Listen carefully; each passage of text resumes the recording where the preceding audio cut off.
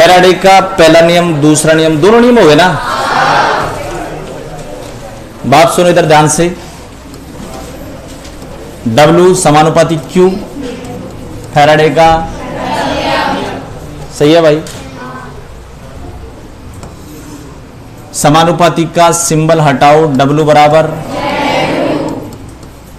सही है। ये फैराडे का पहला नियम हो गया भाई। दूसरे नियम की बात करें तो 2 विलियन 3 विलियन 4 विलियन 5 विलियन पर लगेगा। 1 विलियन होता W1 बराबर Z1Q इक्वेशन 1। दूसरा विलियन W2 बराबर Z2Q इक्वेशन 1 में 2 का भाग दे दो भाई, पहले से ही दूसरा है ध्यान रखना। 1 में 2 का भाग दे दो, W1 अपॉन W2 बराबर Z1 अपॉन Z2 सही है। और इसको मैं जोड़ूंगा किससे, Z बराबर क्या होता बताओ, E अपॉन 96,500। तो इस Z के बीच E के बीच समानुपाती का संबंध है, तो मैं इस Z की जगह क्या रख सकता हूं, E रख सकता हूं। तो क्या हो जाएगा, W1 अपॉन W2 बराबर E1 अपॉन E2। तो ये आ गया फैराडे का दूसरा नियम, W और E के बीच संबंध, W समानुपाती E।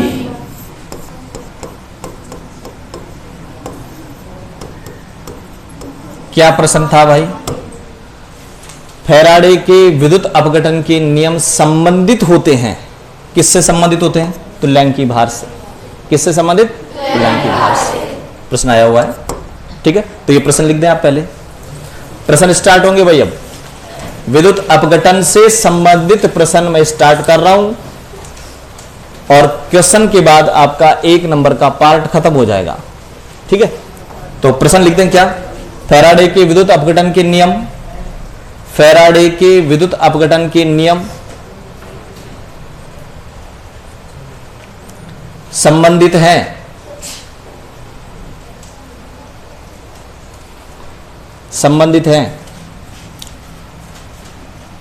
डायरेक्ट आंसर लिख दूं, किससे संबंधित है बताओ, तुल्यांक की भार से। ऑप्शन थे परमाणु भार, अणु भार, ऐसे है ना भाई। और राइट आंसर क्या था बताओ, तुल्यांक की भार था भाई राइट आंसर, ठीक है। आपने क्या पढ़ा भाई, W समानुपाती Q, Q क्या बताओ, विद्युत धारा की मात्रा। ये विद्युत धारा की मात्रा मापने के लिए एक उपकरण आता है भाई, कूलोमीटर। क्या आता है, कूलोमीटर, तांबे का बना हुआ होता है कूलोमीटर, ठीक है वो। तो अगला क्वेश्चन, ये भी कंपटीशन एग्जाम में पूछा गया है, ठीक है, कोष्टक में लिख देना। अगला प्रश्न लिख दें, विद्युत धारा की मात्रा। अगला प्रश्न लिखें, विद्युत धारा की मात्रा मापने वाला उपकरण है, मापने वाला उपकरण है। आंसर लिख दें कूलोमीटर, आंसर लिख दें कूलोमीटर, कूलोमीटर। ध्यान दे भाई, कुछ चीजें और बता रहा हूं। मान लो मैं आपसे पूछूं NaCl है, इस NaCl में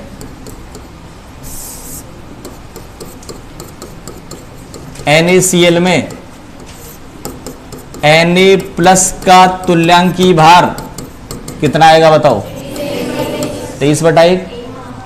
Cl- का तुल्यांकी भार 35.5/1। कॉपर सल्फेट Cu+2 का 35.5। कॉपर सल्फेट में Cu+2 का तुल्यांकी भार 63.31.75, ठीक है भाई। ये हो गए इनके तुल्यांकी भार। उसके बाद एक इलेक्ट्रॉन पर आवेश कितना होता है बताएं, 1.6 × 10⁻⁻19 कूलम, सही है। 1 मोल इलेक्ट्रॉन पर कितना हो जाएगा, 1 मोल से गुणा कर देंगे 6.02 2 गुणा 10 की घात 23 गुणा 1.6 गुणा 10 की घात -19 कूलम, गुणा करेंगे 96,500 आ जाएगा भाई। सबको गुणा कर देंगे, कितना आएगा? ये सी कूलम और ये है प्रति मोल। ये लो भाई, तो एक मोल इलेक्ट्रॉन पर कितना चार्ज होता है? कूलम प्रति मोल। और इसी को आप एक फैराडे बोला जाता है भाई। क्या बोला जाता है इसे? एक फैराडे। एक कंपटीशन एग्जाम में पूछी गई लाइन, एक फैराडे प्रवाहित करने पर पदार्थ का 1 ग्राम तुल्यांक जमा होता है। आगे जाकर के प्रूफ करेंगे इस बात को।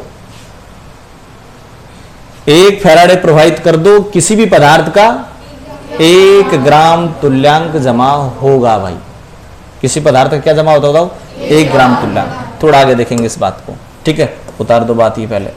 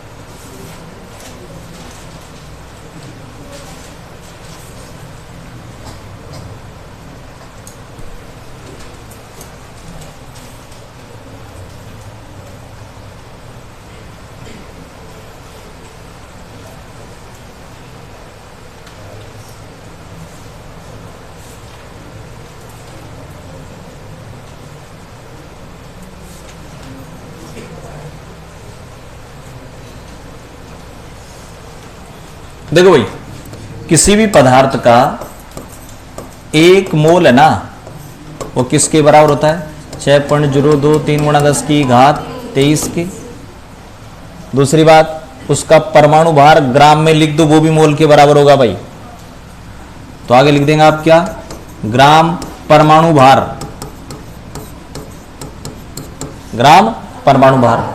और अगर मान लो वो अणु हो तो आप क्या लिखेंगे कि उसका 1 मोल किसके बराबर होगा? ग्राम अणुभार के।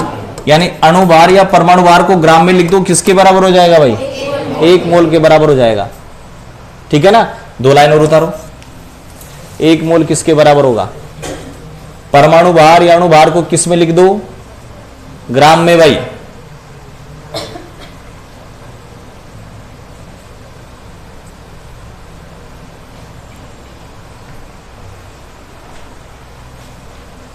अणुभार परमाणु भार को ग्राम में लिख दो, मोल के बराबर होगा।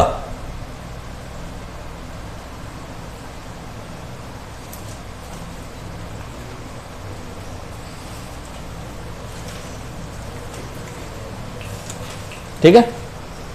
कई बार ऐसे लिखा हुआ होता है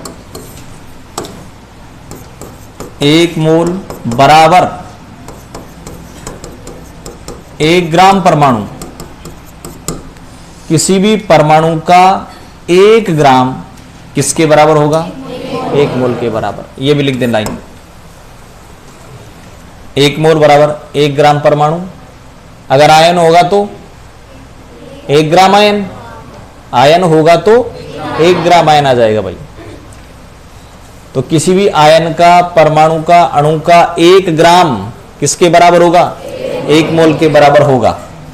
जैसे मान लीजिए मैं यहां पर आपको एक क्वेश्चन बताऊं कि 1 ग्राम नाइट्राइड आयन, प्रश्न लिख दें। प्रश्न स्टार्ट कर रहा हूं भाई मैं। 1 ग्राम नाइट्राइड आयन पर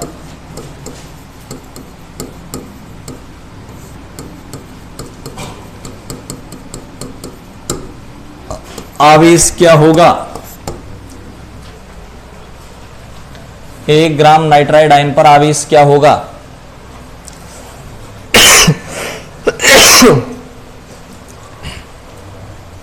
ठीक है। नाइट्राइड आयन क्या होता भाई? नाइट्राइड आयन मैंने आपको बताया था N-3। नाइट्रेट भी बताया था, नाइट्राइड भी बताया था। नाइट्राइड होता है N-3 भाई। ये नाइट्राइड है, ठीक है।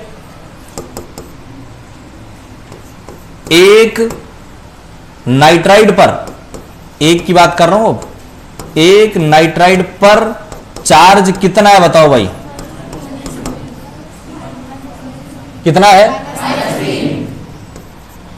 3 इलेक्ट्रॉन के बराबर। बात सही है कि नहीं? 1 इलेक्ट्रॉन पर -1 होता है, 3 इलेक्ट्रॉन पर तो 3 इलेक्ट्रॉन के बराबर लिख दूं, कोई दिक्कत थोड़ी है। ऐसे लिख दूं तो 3 गुणा 1.6 गुणा 10 की घात -19 कूलम। बोलो बात सही है कि नहीं? 3 इलेक्ट्रॉन पर इतना ही होगा। अब पूछ कितने पर आया? 1 ग्राम का मतलब 1 मोल पे पूछ रहा है, सही है ना? 1 पर चार्ज आ गया, 1 पर चार्ज आ गया, ये रहा। अब कितने पे पूछ रहा है? 1 मोल N-3 पर आवेश। 1 ग्राम का मतलब 1 मोल भाई, तो 1 मोल से गुणा कर देंगे। 1 मोल कितना? 6.023 गुणा 10 की घात 23 गुणा 3 गुणा 1.6 गुणा 10 की घात -19 कूलम। ठीक है, गुणा भाग कर देंगे। आपको पता है इसको और इसको गुणा करने से 96,500 आता है। 3 है ही तो कितना आ जाएगा? 3 गुणा 96,500 कूलम प्रति मोल। और इसको आप क्या बोलते हैं? 1 फैराडे। कितना बोलते हैं? 1 फैराडे। तो कितना आ जाएगा बताओ? 3 फैराडे आ जाएगा। सही है कि नहीं भाई? कितना आ जाएगा? 3 फैराडे आ जाएगा। उतारो जल्दी।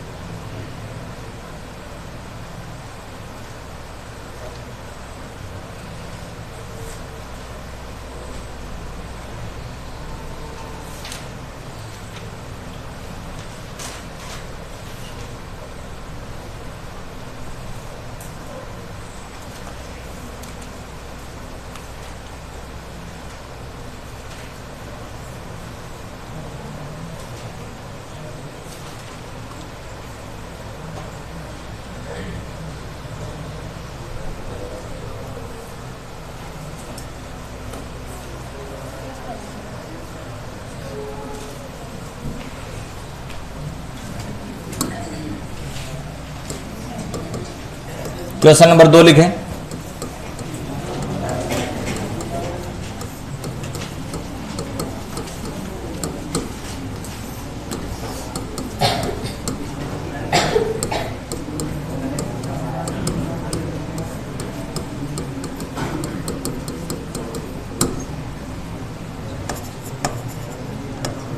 दूसरा एग्जाम्पल भाई, बिल्कुल सेम एग्जाम्पल है। 1 ग्राम का मतलब 1 मोल पे पूछ रहा है ना, ठीक है। स्टार्ट करते, ध्यान दे इधर भाई। सल्फाइड आयन की अगर आप बात करें तो सल्फाइड आयन होता भाई S-2, क्या होता है, ये सल्फाइड आयन है, ठीक है। नाइट्राइड, सल्फाइड, ये सल्फाइड आयन हो गया। अब 1S-2 पर आवेश कितना है बोलो, वही एग्जाम्पल है भाई थोड़ी देर पहले वाला ही। किसके बराबर, 2 इलेक्ट्रॉन के बराबर चार्ज है। 2 गुणा 1.6 गुणा 10 की घात -19 कूलम चार्ज हो जाएगा। बोलो सही नहीं, 1 इलेक्ट्रॉन पर 1.6 गुणा 10 की घात -19 होता है, तो 2 इलेक्ट्रॉन पर 2 गुणा हो जाएगा। अब कितने पे पूछ रहा है, 1 मोल पे पूछ रहा है ना, 1 मोल पे निकाल देंगे। 1 मोल S-2 पर आवेश अगर पूछेगा तो 1 मोल से गुणा कर देंगे। 6.023 गुणा 10 की घात 23 गुणा 2 गुणा 1.6 गुणा 10 की घात -19, लास्ट में लिख देंगे मात्रक एक साथ। आपको पता है इसको और इसको गुणा करने से तो 96,500 आ गया, गुणा 2 कूलम प्रति मोल। और इसको लिखा जाता है क्या, फैराडे। 1 फैराडे होता है इसके बराबर, 96,500 बराबर 1 फैराडे, तो ये कितना आ जाएगा, 2 फैराड आ जाएगा चार्ज, ठीक है। बोर्ड बद्दे को खुद करो करो।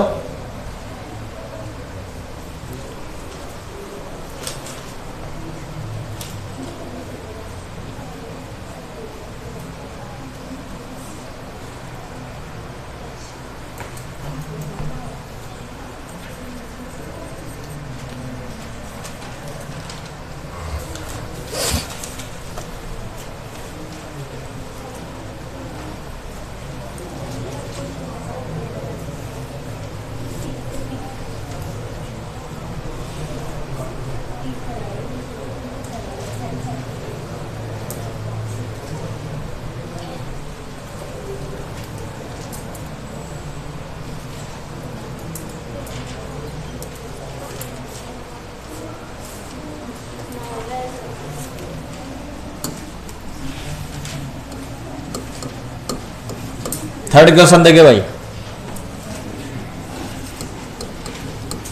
लिख दो। आवश्यक आवेश बताइए। फर्स्ट, 1 मोल Al+3 का Al में अपचयन,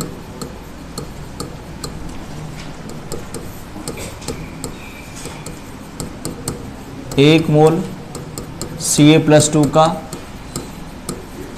Ca में अपचयन,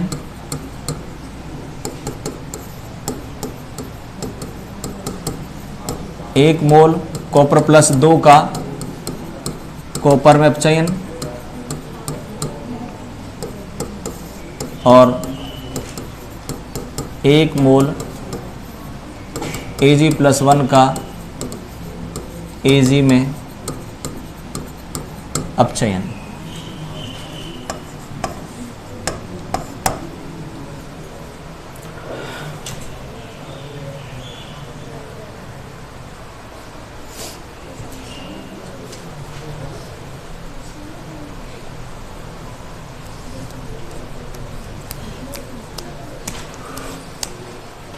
लिख दिया भाई।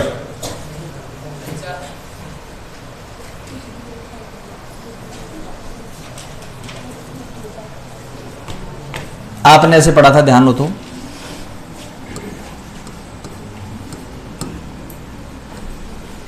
OXi ओ एक्स आई का मतलब, और स्थिर का मतलब ओ एस समृद्धि। ओ एस समृद्धि ऑक्सीडेशन कहलाता है, ध्यान रखना। तो रिडक्शन क्या हो जाएगा, ओ एस में कमी हो जाएगा। पहला एग्जाम्पल ले रहे हैं।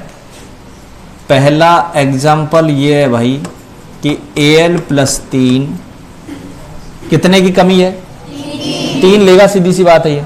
तो इसको आप 3 इलेक्ट्रॉन दे दो, किस में कन्वर्ट हो जाएगा ये, Al पे कितना चार्ज है, 3, OS 3 है इसकी, Al पे कोई चार्ज नहीं, 0, +3 से OS में, और OS में कमी क्या होता है भाई, तो ये रिडक्शन का एग्जाम्पल है।